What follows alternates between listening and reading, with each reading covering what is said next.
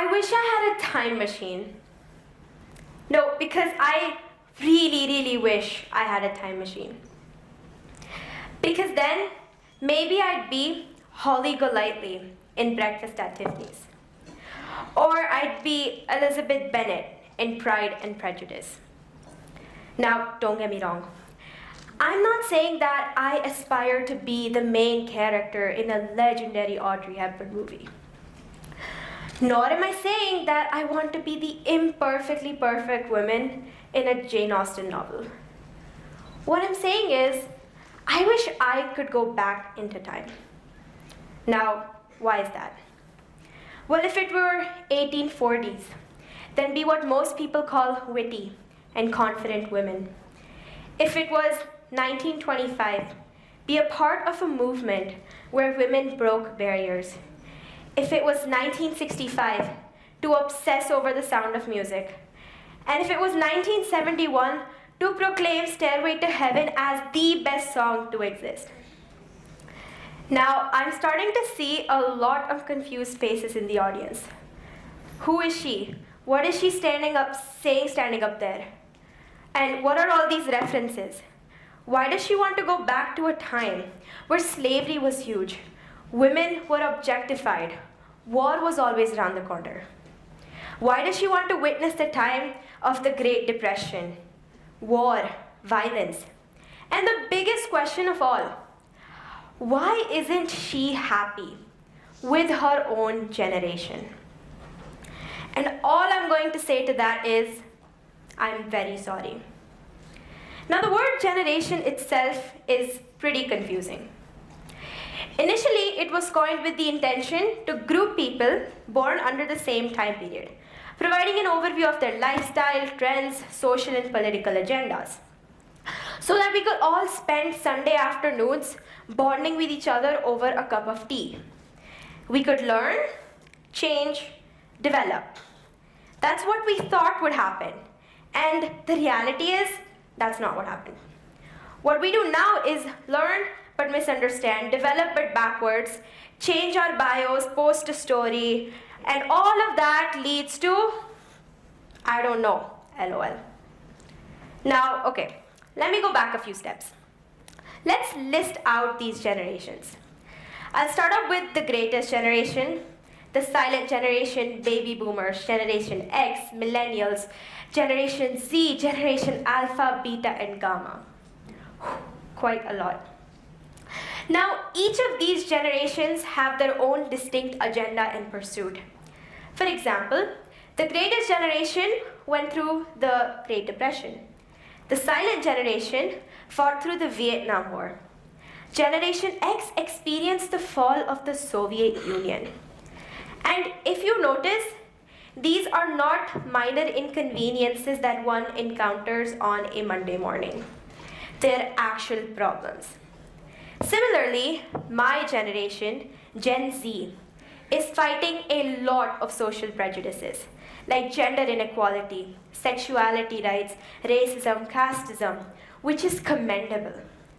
But to all the Gen Z members in the audience, how much of this have you actually accomplished?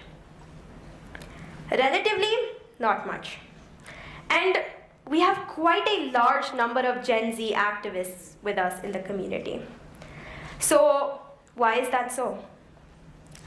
Why does it feel like we are the center attention for comments, dark humor, jokes? Why does it feel like everyone thinks of us as a joke? How many of you watched Harry Potter? People would rather go to school with her, Professor Umbridge, than us. So, what exactly is it in these previous lifestyles that attracts me so much? Well, beside the fashion, the music, and Audrey Hepburn, of course, I'd say it's the activism. The ability to overcome challenges with strength and determination instead of argument and disrespect is what made them so much more effective at change than we are. I find it very ironic how Gen Z claims that their thinking is based on logic and reasoning. But when you take a look at how these activists handle themselves, you will see the exact opposite. And don't get me wrong, it's great that we know that major decisions require logic and reasoning. But Gen Z logic sometimes is equal to this guy's logic. Yeah, that's Mr. Bean. So in order to understand what exactly it is that this generation is doing wrong, let's take a walk through how an average Gen Z member becomes an activist. And I'm going to take the example from my favorite show, Gilmore Girls, as an example. Now, we have a very handsome guy who's very annoying too, Tristan Dugray. Now, Tristan wants to be an activist, and to him, activism means advocating for equality, change, tolerance, and freedom. And he's right. So, how does he decide what he wants to advocate for? Well, after a conversation with his friend, Rory Gilmore, Tristan decides that he's going to check the news for some controversies. And he comes across this hard-hitting, triggering headline. And so he spends a grand total of 3 seconds actually spent reading the content. And here is our first problem. Gen Z is addicted to headlines. We don't realize that headlines are meant to have a drastic emotional effect on us. They're meant to trigger us on purpose. But what lies in the main content is still to be read, comprehended. We need to stop forming opinions so easily. We need to escape this laziness we have. Opinions should not be based on what your friend's group chat thinks is convenient based on your locality. Or because I and my friends go through it, that would probably mean that the entire world goes through it. Inaccurate demographics lead to logicless information. And ultimately, what you fight for as an activist becomes entirely impractical. But obviously, Tristan does not get that. So he and his friend, Dean Forrester, decide that they're going to spend some more time researching on their topic. But the problem is, they've already formed their opinions. So what they're really doing is trying to find evidence that complements what they already believe.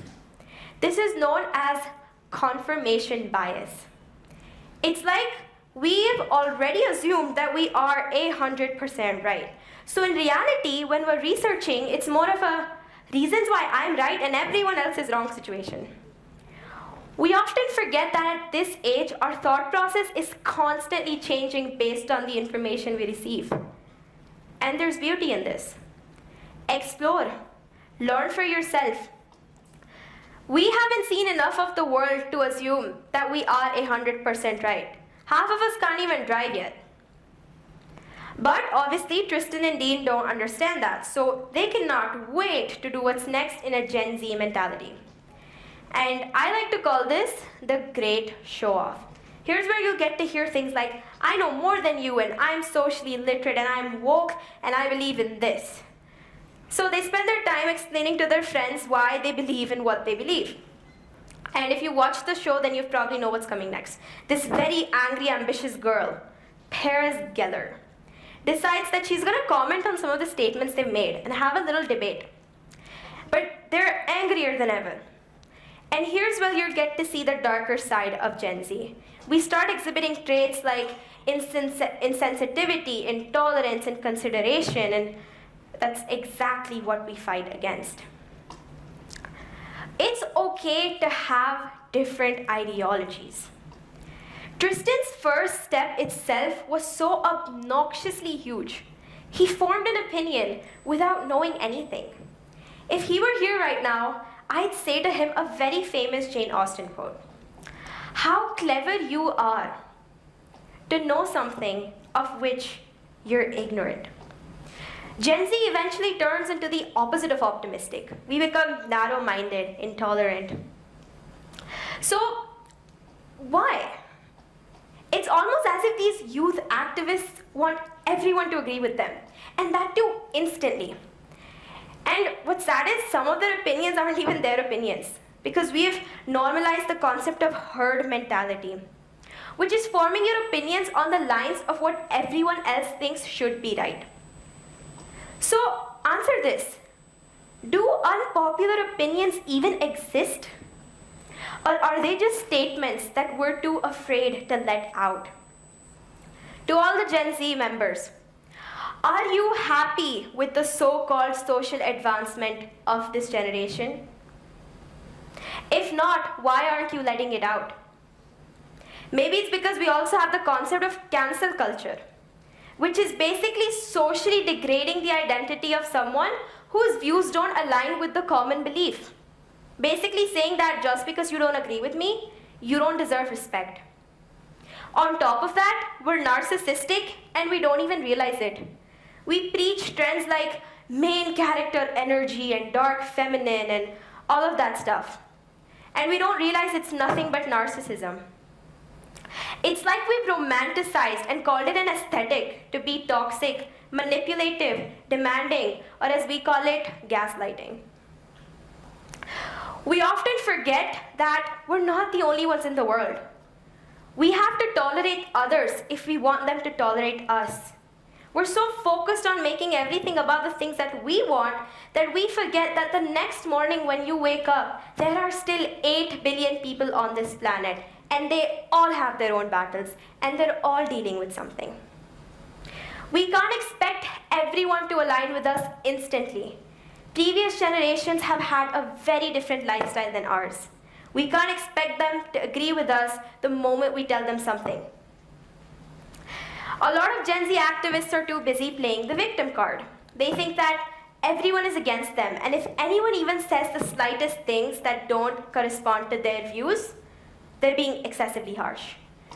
You'd have people blaming their mental health and saying stuff like, I just can't deal with something for some reason, instead of people actually taking efforts to improve it. And wait, the biggest problem of all is something I still have not addressed. Our goals itself are so impractical. It's like we're taking a huge leap without actually understanding the steps that we need to take in order to get there. And now with this anger that all these activists possess, we have everyone canceling each other, everyone's arguing, herd mentality doesn't work, no one knows who to believe anymore, and in the end, we have mortified each other's pride. This is a Jane Austen reference, by the way. So, where in this giant process did we achieve anything? Except for the fact that people get really angry when they argue. And how do we even work on this? The answer is cliche, very cliche, but also very effective. Baby steps. You don't need to come across a hard-hitting headline just to be an activist. Inspiration lies in the small, in the corners. We haven't seen enough of the world. There's still a lot more for us to learn. We can't demand immediate results. It's like we're handing a 90-year-old the latest phone and telling them, tell me about its HDR display the next morning. It doesn't work like that. And eventually we get to the part where everyone thinks of us as a joke. The I don't know, LOL. Previous generations have gone through a process that is systematic, progressive towards development. They didn't jump to conclusions like we do. Effective activism consists of patience, logic, respect, consideration. Gen Z needs to start focusing more on the practicality of things. Instead of protesting on the streets and being disrespectful to adults, we need to work on finding actual solutions that aren't based off just a few factors. Change is not an overnight phenomenon. It is a progressive process. It takes time. And so I'd like to conclude with a very famous quote by Blair Waldorf herself. Have a little faith, and if that doesn't work out, smile and try again. I tweaked it up a little. Everyone in this auditorium, I'm sure if the unpopular opinions are let out, most of them will be absurd. But what if we find one that everyone wants to say, but just can't say it for some reason? Imagine how much of an impact it could have. We need more people like Roman Holiday and Grace Kelly and Mark Twain, and I'm sure half of you don't even know who these are. But I assure you, these people are more than just people in black and white pictures. They're people who valued simplicity, who valued small steps. So here's an unpopular opinion for you from my side. Maybe, just maybe, Gen Z activism isn't doomed after all. Thank you very much.